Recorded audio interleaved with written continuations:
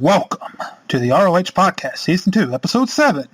As always, I am Caden, and joining me this week on the show for all your RoH and Zelda discussion needs are my revolving door of cohorts, comrades, and colleagues, the Mana Bear of RoH. Hi. And the Canadian Nay. Hello. How's everyone doing today? Above ground. That counts for something. Not bad. I'm pretty excited for RoH 7. RoH 7 is above ground as well, which is kind of coincidental. As is 6, though I think it's got one foot in the grave. But that's for a little bit later on. Before we dig any deeper into that, excuse the pun, I would like to remind everyone, once again, to vote for us on top RP sites. Now, if you listened last week, I mentioned we were at 17th place on top RP sites. The good news is we're no longer at 17th place. The bad news is we're at 19th place. I know that RoH 7 just opened up today, and believe me, as I said, we got a lot to talk about with that. But we really need to vote.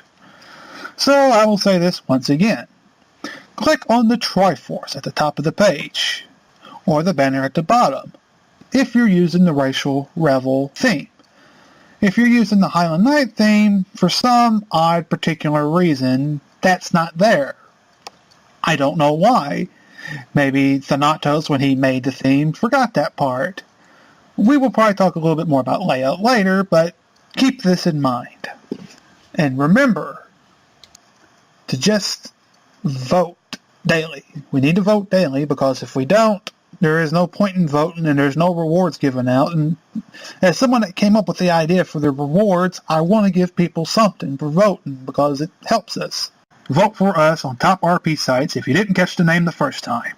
Alright, moving on to discussion of RoH 7. As many of you know, and as you two know, we opened up today, surprisingly, if you may ask, because last week it was still the 15th we were going to open up.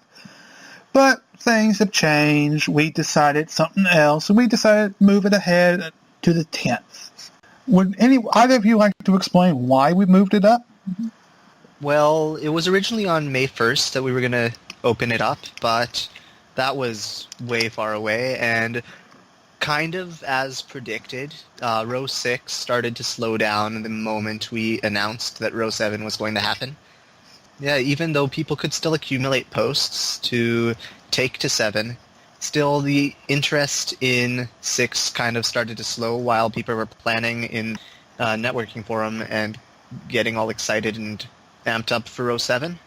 So we moved it to the 15th, and then just a little while ago, I think a week ago, we decided to move it up to the 10th just because everyone was getting really antsy. Staff included. Oh, yes. Oh, yeah. I know for a fact I was. I mean, I haven't posted on RoH 6 since, like, the 1st of March. I'm trying to finish up Rawia's story, and Zemo still needs to transfer over to RoH 7, but my other two characters, they are on 7 as well, so I just finished their 6 versions. Mana, are you still posting on RoH 6? Only for Lyra, just because Jack and I are supposed to be finishing up everything over there. Because I'd rather not leave loose ends on that one. Everybody else is like, who cares? They're freelance, so just kind of gave them up. But so now I have all my characters over on 7. Did Fane come back? No. I think, I don't know if he's going to. We'll see if Obbs brings him back. I personally hope so. I thought Fane came out of retirement, but not certain. He did. I approved him. So whether or not Obbs does anything is up to her. I personally will probably return to 6. I got an idea in my head. I think I've mentioned it before. The end of RoH 4, I kind of demolished the fourth wall just to amuse myself. Since 6 is kind of open game, and we'll probably just be there for fun, for the most part, until the end of, I believe it's the end of June when we're closing it finally. My idea at the end of 6 is basically just to have Caden demolish the fourth wall, to amuse myself. Because really, what else am I going to do? You got a ticket approved to demolish the fourth wall, didn't you? Like, you're just allowed to break the fourth wall whenever? with Caden? Yes, there was a ticket approved at some point or another. I don't think anyone will care if I do it again. Especially at the end. Definitely at the end. I mean, when RoH 4 ended, I kind of had a Sean Connery pop up at one time. I had a laptop that I was using.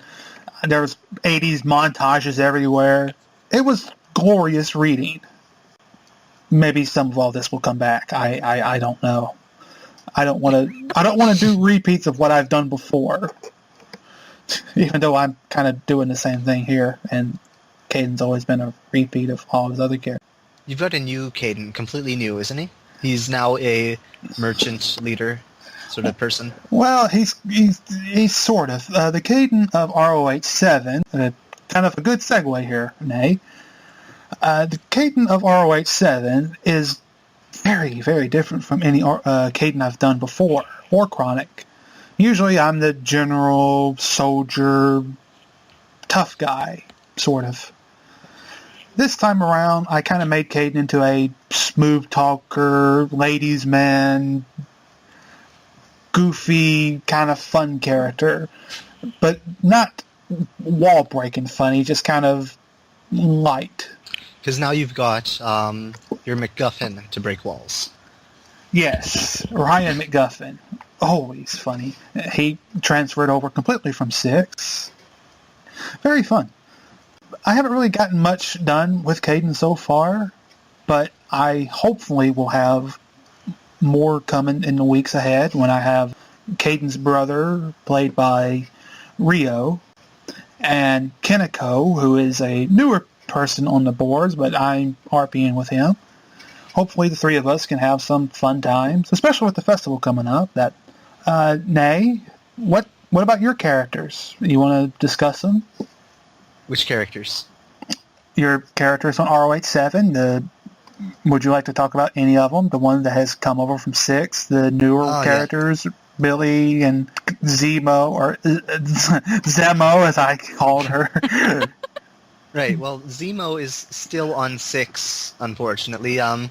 Going to come over to 7 soon, I hope. Just need to do one more thread, and that'll be 6, 7 posts, and I can probably churn out a couple 1,000-word posts and hurry that up and come to 7 and start actually accumulating posts again.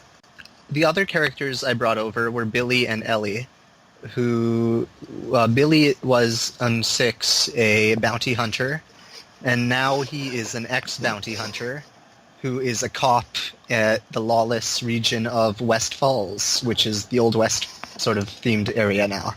So he's like the Rang Slinger, fighting crime and losing a uphill battle very slowly.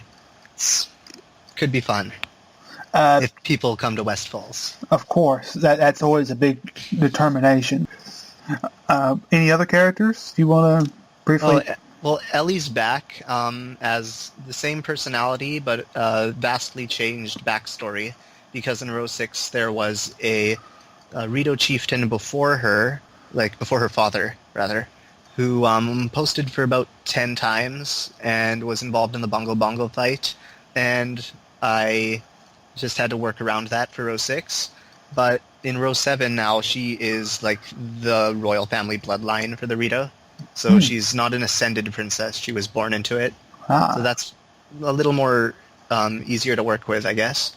And then my final character is all new, or sort of all new, kind of a reincarnation.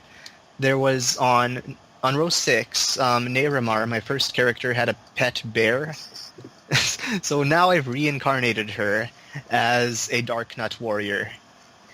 And that's going to be pretty fun, I think, because me, Mana, and Obs, we're sort of planning this sort of triumvirate of evil, and we're a warrior, a mage, and a rogue, so that's the 3 RPG archetypes, and I think it's kind of neat.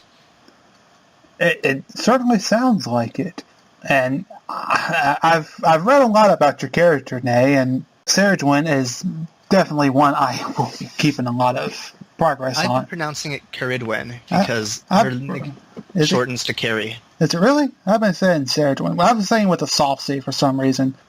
Caradwin, I think. Yeah, it's Caridwin. All right. I just Googled it. Also, you have to realize who you're talking to, the master of mispronunciation. So, so if I mispronounce a name, don't take any offense because I'm usually a dumbass. I'm just as bad. I hate pronouncing people's names, so I usually won't. Yeah, that's usually a good idea because we're all awful at it. Well, some of them are fun. Yeah, some of them are fun, but there's a reason why we do this written and we don't talk much. It's a lot easier to write exotic names than there is to actually pronounce them. Well, yeah, I try to at least keep my names somewhat capable of being pronounced instead of just some random crap. Yeah, same here. So says Murahad. Murad. Anyway, Mana, would you like to talk about your characters? Well, like the two, like I didn't transfer over any of my characters with their memories because Clean Slate wanted to revamp everybody. So Ark is back. I haven't RP'd him yet, but he's probably going to go bug and freak out Briar some more, so they'll probably be in a bit. Lyra's back. She's in the Ivory Order. Yes. Almost pronounced that wrong, too. What the hell? Wow. Yeah, so Lyra's back, and then my two new characters is Scarlet, which is with oh my god, Carrie. Or she calls her Cherry for some reason. I have no idea why I did that. I thought that was cute. I had thought about it last night. Like, I'm doing that. So. But yeah, I have 2 Wizrobes and 2 Hylians again. And then, who's my last one? Faye! Who was that last one? You forgot the princess. It must not be important. I can't remember. It's some thief with no legs. Thief with no legs. That's a very skilled thief. Yes, it is. That reminds me of the joke character I wanted to make, Steve the Sheikah, who had 2 times 2 times missing arm and 2 times missing leg. He would ride a Bulbo into battle and scream magic, but I didn't make him because I thought joke character is not good. No, don't make a joke. Mr. Oblong. If you did the torso guy, I don't know if you ever seen the Oblongs, but he would have been Oblong. Oh boy.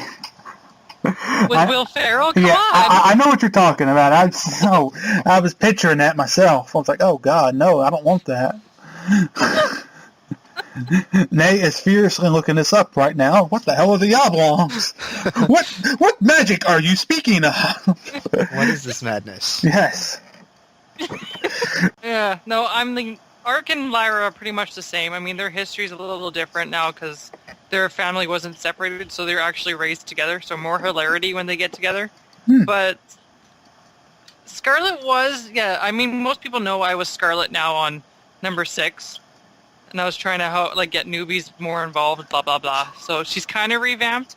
She's a little more evil and more playful rather than being so stern and wanting to corrupt everybody. I can't even remember what her purpose was anymore. Shows how much I cared. Oh, yeah.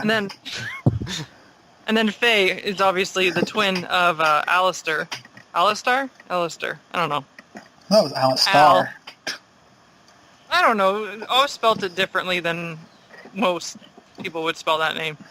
So, yeah, no, she's the new princess of Hyrule, so she'll be fun. Obviously, she is already escaped from the castle and Skylar's chasing her down, so this will be fun to see. It will that. It will that. I gotta give her a run for her money. Skylar's gonna lose her hair by the end of this. Oh, boy. As far as other characters that aren't ours, have y'all been reading any of the new topics that started today? Well, Denali's back, but she's a new character, not the same as her RoH 6 version. She's now born a pirate. I remember the RoH 6 Denali hated pirates, but this one was born a pirate. And she also, in RoH 6, she had a disability with her hands, so she couldn't use striking weapons, but I think her main attacking skill here is striking now. So yeah. I think relatively the same character, but with some changes. That's awesome. There's Noheli Vawa, who's the same character as Vasvasa from RoH. That's played by Ires. And so the character came over with Briar in a spiritual sort of mishap where they got lost from their old bodies and crossed the dimensional rift or something and ended up in their new bodies. And his new body is called Nahueli Vawa. And he looks kind of like Nightcrawler, I think, from the X-Men, because he's blue and has a tail, and since he's a Wizrobe, he teleports. So, totally Yeah, he's totally Nightcrawler. Nightcrawler. Yeah. I can't say anything negative about somebody stealing Marvel characters for their ideas, seeing as I was Deadpool for about 3 or 4 years. So Nightcrawler was one of the better ones. I'll give them that. Mana, have you seen any? I can't say anything because most of the threads that are up are me. I'm in most of them. Well, you are the post-whore for a reason. Yes, I am.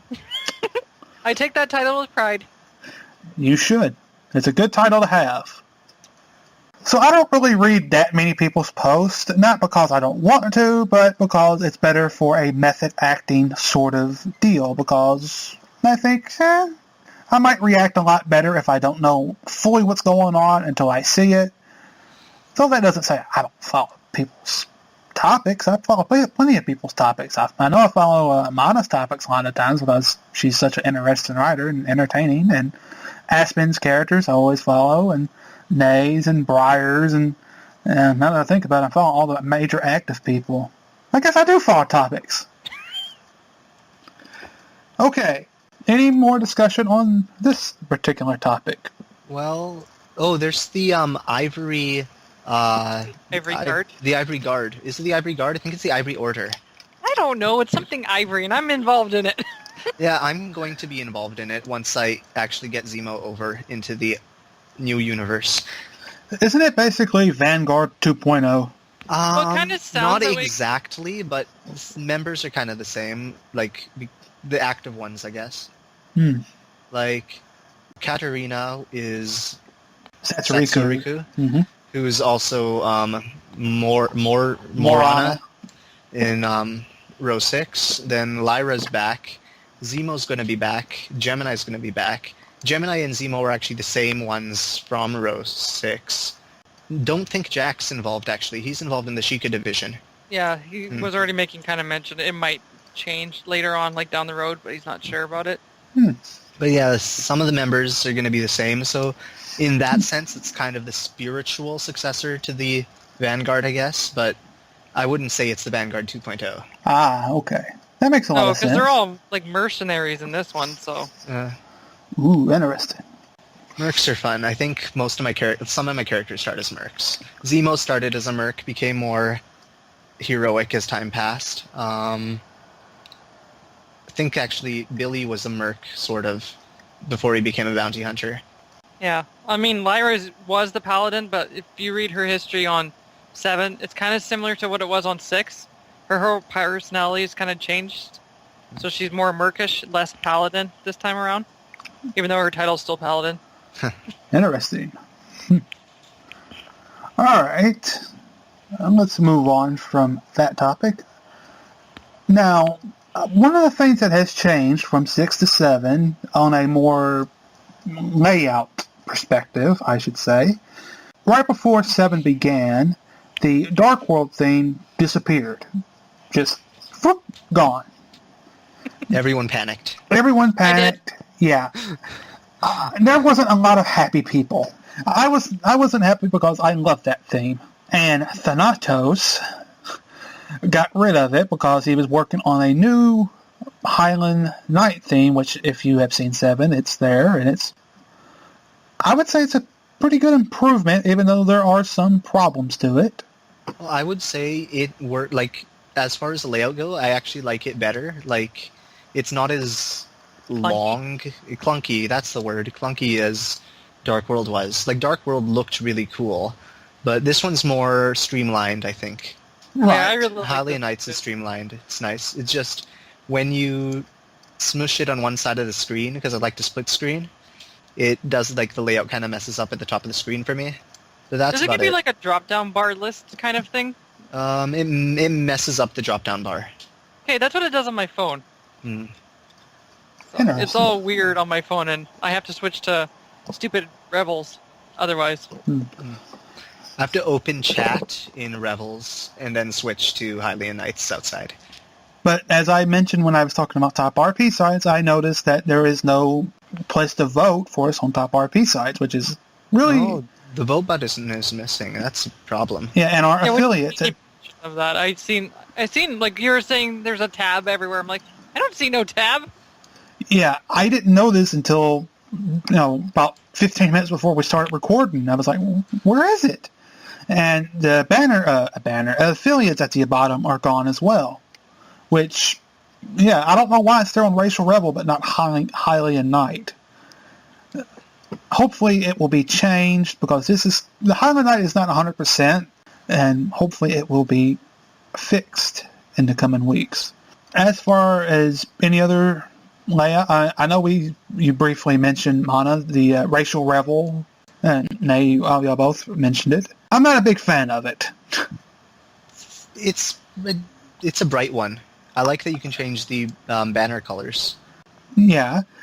I just don't like it because it's too bright. I'm so used to the Dark World being this dark theme, and it's much easier to read. The white theme just doesn't quite capture the same mood to me.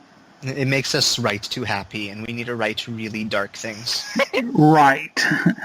Exactly.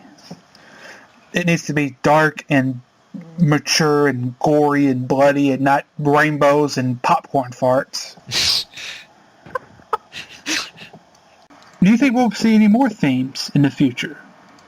I hope so. I like having more than one theme, especially for my characters, because then I can always tell which character I'm on. Because I was the first person already today that put it on the wrong account for me.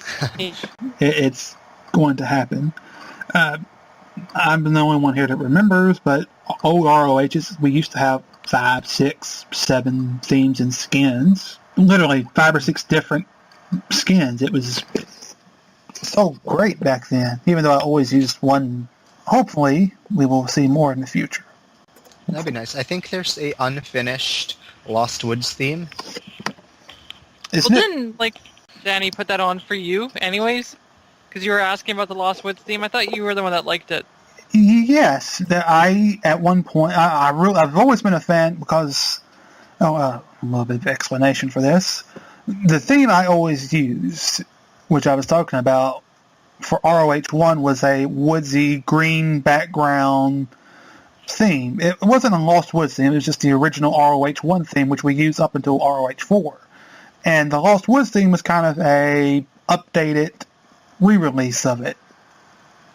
And I really enjoyed the Lost Woods theme, even though it wasn't 100%. And I used it off and on for a while, but I preferred Dark World because it was more complete. And I don't think it's on RoH 7 as of now, is it? No. I don't think... It's on RoH 6, but only scribe accounts can access it. Yeah, that's what I was about to say. Yeah, it's only as for us scribes. So y'all won't know what the hell I'm talking about because you can't see it. But it's a nice thing. And hopefully it gets completed and is on RoH 7 because I think everybody would enjoy it. I think a good diversity of themes would be nice for the long run. Set a theme for each character. I don't know. That might be cool. Set a different theme for each character I use, and then each time I switch characters, I have a different theme. That's I don't know, the dream. You never know. It might happen. That'd be neat. Now that we have discussed layouts and themes, one thing y'all might have noticed is that in the upper right-hand corner, I know it's on the Highland Knights theme, I'm not sure if it's on Racial Rebels, there's a forum status bar. And it said... That used to be the 48 hours remaining thing, the Termina Moon Crash. Right. Now it's, forum status. Yeah. And once again, you can thank Thanatos for that because that was his idea. The forum status, if you notice, there is one that is still not live, and that is flashbacks. The reason we aren't doing flashbacks quite yet is because a lot of people are thinking about making a big flashback, and that's fine, that's good. Mana and her group of lovely flashback writers do a wonderful job, and it just would be insane to think of them doing them all on the first day, wanting to post and doing all that. So we decided flashbacks are not going to be open for grading. I think you can post them now, I'm not sure. You can post them now. They're just You count can. for May. So April and May have been combined. And they won't be graded until May 1st. Thoughts on this, Mana? Well, God, I already know there's a few people out there that have 8K word flashbacks, which I'm excited to read. But again, it comes down to, I still need more accessors to read all this stuff first, because it's mostly the scribes that are reading it now. So I need assessors. Come talk to me if you want to be that first. But otherwise, oh my God, if we had to do it now, there'd be no way. It's just too much right now, because as you said, we're just getting started on 7, and people want to post. If we're dealing with flashbacks on top, it's just going to get hectic, and people are going to be forgotten. Mm-hmm. I will promise that. And the flashback system is different this time on 7 instead of 6. Most of the rules are still the same. It's just, I'm gonna try to make sure people get the flashbacks done within a week at least. I don't like them sitting there for 2 weeks and more. I think we just need more assessors, because the scribes have other things, and I try to grade, but I don't always get them done on time. I'll admit it. I know. And that's the thing. I really need more assessors, just general assessors, not the scribes doing it, because as Nay said, all the scribes are usually doing other things on top of this. It's just too hard for us to stay on top of flashbacks as well. Personally, I don't grade flashbacks. I have before in the past, but it's not my cup of tea. Are you a really harsh grader? It's not that I'd be a harsh grader. It's just that I get rather apathetic toward grading.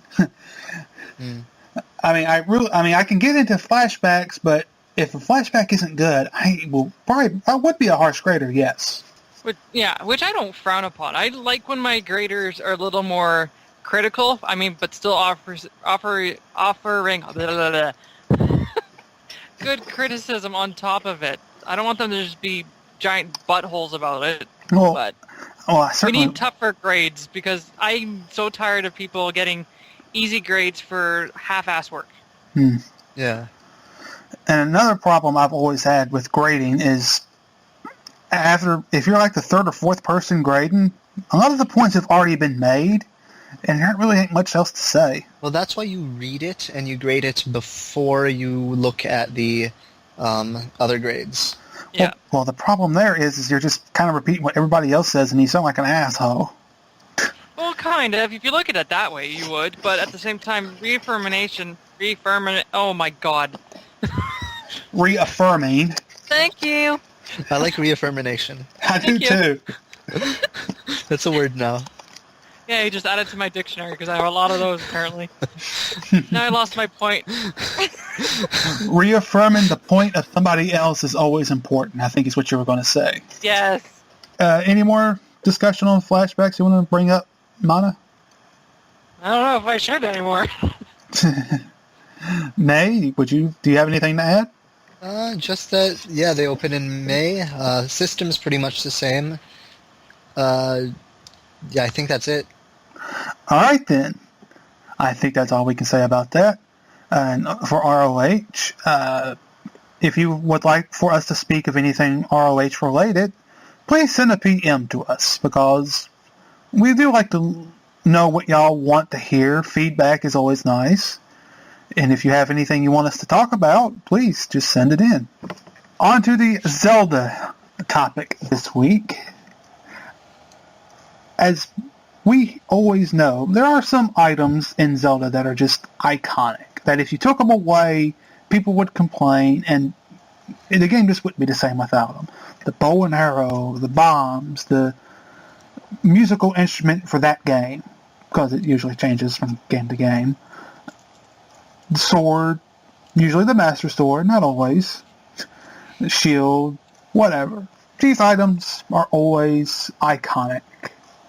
But on the flip side of that, there are items that aren't as iconic. They're useless. Mana, Nay, would one of you like to talk about the most useless item in your opinion? Well, this is one that isn't technically useless, but I always thought it was kind of silly.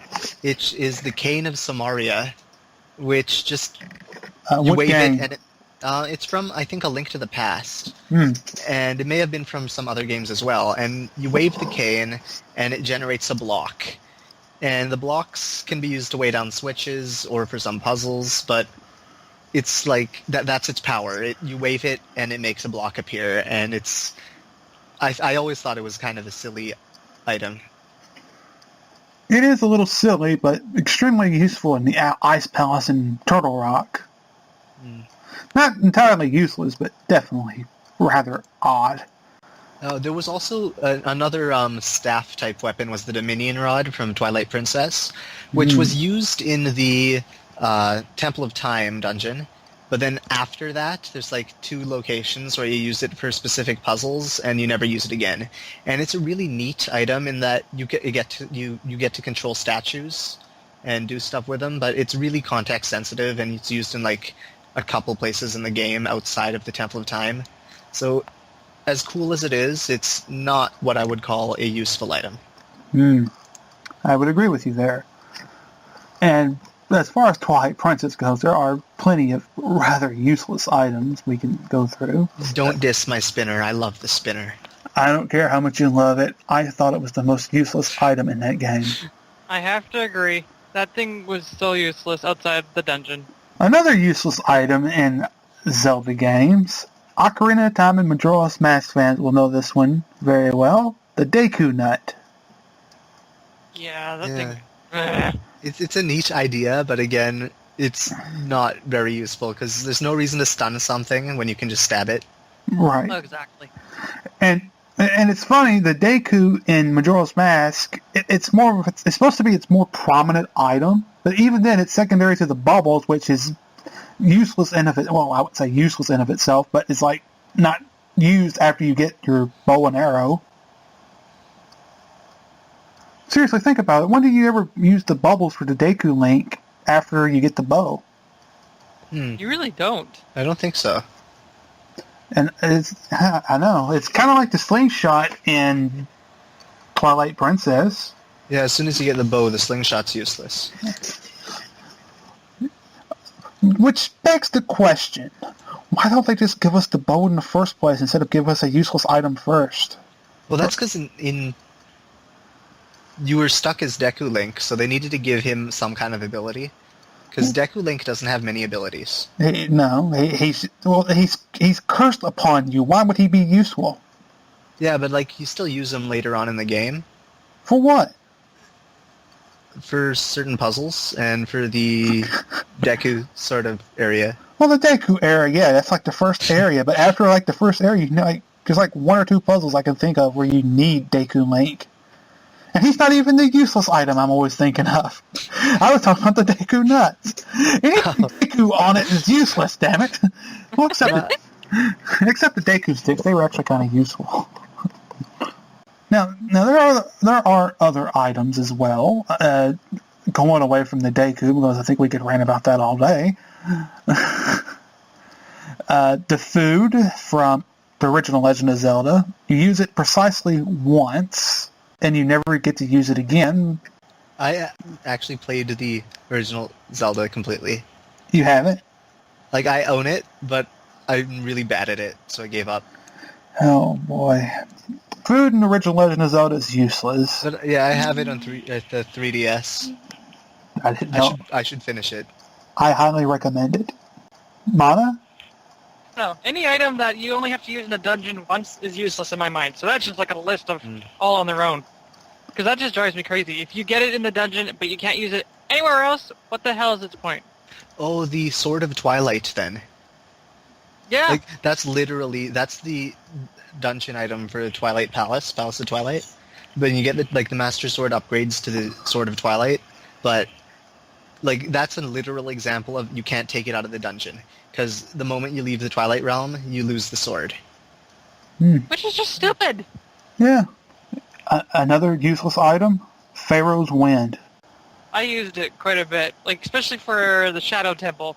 'Cause I'd always be like almost dead by the end, close to Bongo Bongo. I'd use it and I could come back in. Wow. But it was still wasn't that great. No, I don't think I've ever used it, except for once to see what the hell it does, and then I was like, well, that's useless. I always used it in the Shadow Temple because that was like my least favorite one. And I always liked that, didn't like that Din is power, so she gives you, fire, which is powerful.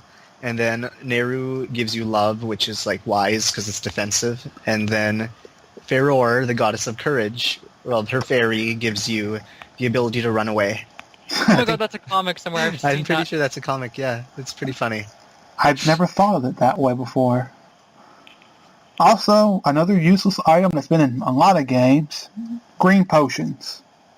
Well, that's not useless. Like, in games with magic, I usually take a green potion. Really? Mm-hmm. So did I. I've never used a green potion once, except in the Link to the Past, because there is a temple that you kind of need, well, green or blue, but I don't know, I just never really saw the point. I mean, there's places everywhere where you can just like smack a couple of pots and get refilled just that easily. I never saw the point of just having green potion on you. I don't know. Oh, that's just me. I don't know. The green potion is important in my mind. I guess you can't have a game with magic without a magic potion. Well, that's true, but it's just one of those items I never used. Of course, I'm also the same person that never uses red potions either. Usually it's just the blue potion because... Well, why I never not? use red potions. You really don't need them. I just realized I said you never need them. The original Legend of Zelda, you'd need them. We'd always talk about all the useless masks, aka all of them but the bunny hood. The Gorman's mask. That one, it makes you cry, I think, and you just run around crying, but it does literally nothing else except make the quest that you get it for easier if you replay that quest. Right. But besides that, it does nothing. So I always thought it was like a waste of a mask. There's a couple that are pretty much waste of a mask. I mean, the Kafai mask you only use once for storyline purposes, albeit for one of the better story side quests. There's the Bremen's mask, which is kind of useless, except for one, like for getting the bunny hood. You use it for that. But besides that, I just like to use it to make things follow you, like the Pied Piper. I think it's pretty cool. I give that mask. Yeah, the postman's hat you only use to get a heart piece, and that's it. To steal people's mail. I wish. I would use it. I'm sure you would. I don't know, there's too many masks that are just way too useless. What the hell's giant mask again? Is it just the giant's mask? Oh yeah, the giant's mask you use in one area, and you can't use it one anywhere dungeon. else. Yeah. But at least it has a use. I mean, the Gorman's mask does nothing. Yeah, it's true. I mean, it kind of seems like they were thinking of all these mask ideas, and they only had one idea for most of them, and after that, they were just thrown out the window. I mean, you get one use, and that's it. Yeah, the bunny hood is useful like everywhere. And then there's the Great Fairy's mask, which is useful in dungeons. Mm-hmm. And I like running around fighting monsters with my giant pink hair. It's just really amusing. I mean, the only use I can think of for a lot of masks is to hear dialogue from other characters talk about them. That's true. Any other items that were useless, masks or otherwise? I can't remember. There's just so many. It's just, I stand by my statement. If they're used only once in the dungeon, they're useless in my mind. From Twilight Princess, there was the bee larva. Bee larva? Yeah, it was one of the bottled items you could pick up, and you could carry 10 of them. They were fishing bait, but that was their main use. But you could also use them to heal, and each bee larva healed a quarter heart. Oh, I remember that. And Link had the most disgusting face when he ate them, so it was hilarious. I just stood there making him eat them for 10 minutes just to torture him. You're an evil man, Nay. On that note, We are going to dramatic post readings. We got 2 of them this week. And Nay, would you like to start? All right, I am reading the first post of Scarlet Blackborn, played by Mana, who is, I think we talked about her earlier, the Wizrobe who is joining Caridwen and Blight in their quest for, I'm not really sure, world domination or general evilness. And yeah, so this is her introductory post, following right after my post with Caridwen. So it's a reply to that, but I think that this character has some really interesting personality and is just really a really affable villain. Hooking her arm around that of the metal body, keeping close merely for the comfort that she was purely enjoying the frustration that was ringing in rounds from the Darknut. A grin, wiry and small, held firm upon the face, hair dangling absently in her face with little to no care. It wasn't as if she could see anything, of course, so the idea of keeping up with an appearance was about as important as trying to convince an iron cannonball to ignore gravity. A small aside, Scarlet is blind. I should have mentioned that earlier. Yeah. By the way. I knew that, but yeah. Okay. For those of you who didn't know. Yes, continuing. A spring in her step and a tilt back of her head with a melodious laugh, the Wizrobe gave the woman an affectionate pat. Come now, cherry love. Scarlet's tongue ran in soft wisps, laden with a hush of a rustic smooth, light and feathery, with an accent lacking all intent other than amusement at the Darknut's plight. Hyrule's the land of wealth and beauty and blah blah. Her free hand mimicked that of a talking puppet. There's no death arenas of worth here, unless you wish to crawl upon all fours like that of a mutt, to root and roll in straw with that of cockfighting. I would be highly entertained to watch this, by the way. She gave her a pointed index finger, tapping metal casing with a woodpecker's drum. You are merely an eyesore sticking out, but nothing so crucial that anyone needs to be worried. You, Cherry, Scarlet let her grin grow manic, are nothing more than an oddball attraction that is so poorly dressed that everyone finds you too weird to stare at. She giggled and stepped away from the Hylian, throwing her hands out wide to give a spin, letting the robe of her clothing spread out in a curtain display. Pausing quickly, making heated waves as one person that knocked into her, ebony hair stuck to her face, only to be released with a great sigh. Fingers shot out in one direction and another. This way, Cherry! Why did she call Carrie that?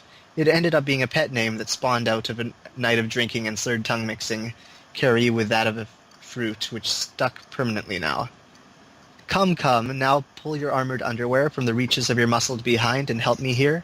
I'm a blind woman, after all. If your ego is so tenderly bruised, then perhaps I can drum you some tavern-going prats so you might bludgeon in their skulls with your own fists. Would that make you happy?